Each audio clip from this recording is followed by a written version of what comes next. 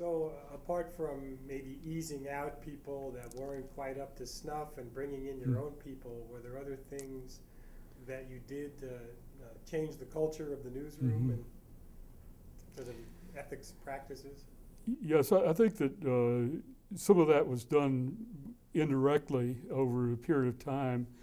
But in the late 70s, I think in 1977, we had a case involving one of our own reporters that we had brought in named Laura Foreman. She's same last name as mine, and we're not related.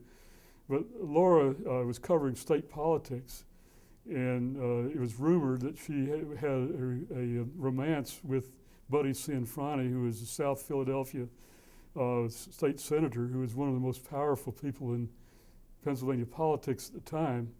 Clearly a conflict of interest. Roberts asked her about it. She denied it. And when she didn't come back and say, well, I didn't, but I do now, he took that as a continuing denial. And even though other reporters were complaining to Jean about that, he took her at her denial. And we found out later, after she'd left the paper and gone to the New York Times, that in an FBI investigation of Cianfrani, an investigation that ultimately led to his being sent to prison, that a part of that investigation showed that he had given Laura a lot of gifts at the time she was covering him. So clearly there was a relationship, and even his accepting the gifts would have been a conflict that we couldn't have accepted. So we ran a story about that. And about that time, as a result of that, Gene Roberts said that we need to have a comprehensive conflict of interest code of ethics. And so Jim Naughton and Gene helped me some on it. And I wound up as the chair of a committee, and we had reporters and copy editors and photographers.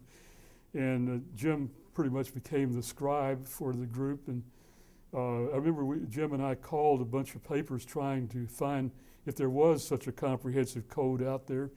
Obviously, you don't want to reinvent the wheel. And we found only 2 papers had something like that. They were Milwaukee Journal and the Louisville Courier Journal.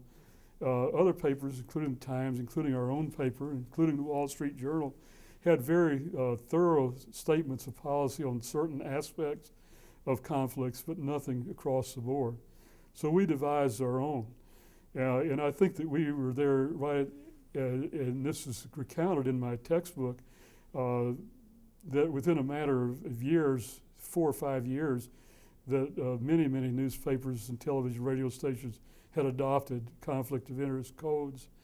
And I see that as quite a sea change in journalism ethics.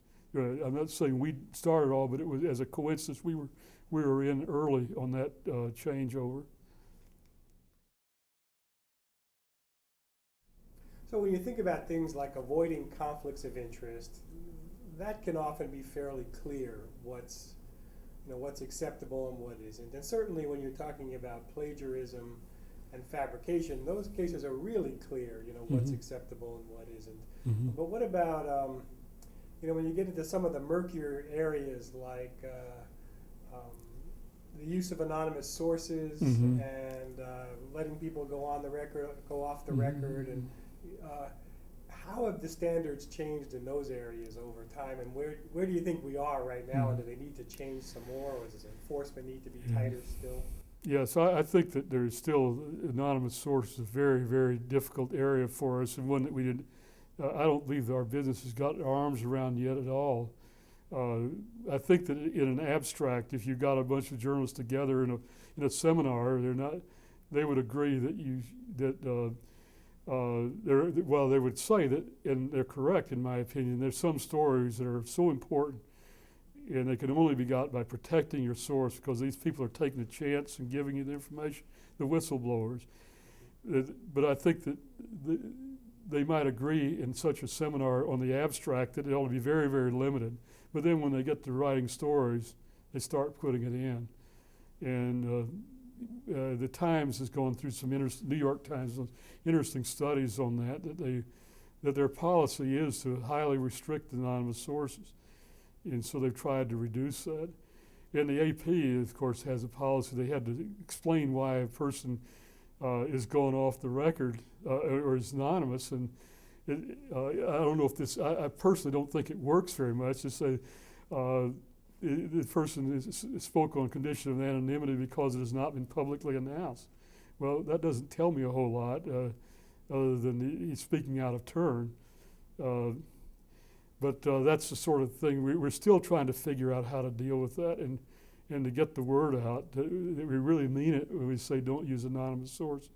Clark Hoyt, the public editor, got a class at Columbia University Graduate School of Journalism to study the Times for 6 months before they announced their tightening up policy, and 6 months later, or 6 years later, or 6 months in a later period, and he did find that they reduced it, but they didn't come close to stamping it out.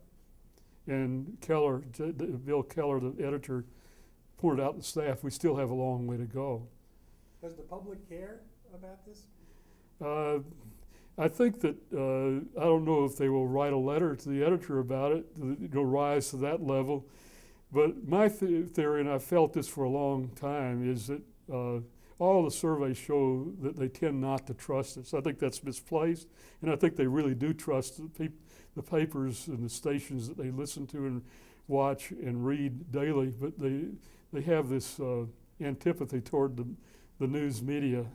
And I believe that given the fact that they tend to be cynical about what we do, we shouldn't ask them, this is important what we heard from this person. We can't tell you where we heard it, but trust us, we know that somebody actually told us. I think there's a lot of cynicism there that they don't really believe that. And it's they may not rise to the point where they want to complain about it, but I do think it bothers them. So I think that it's a good thing to throttle back on anonymous sources, and we've been saying that for 30 years.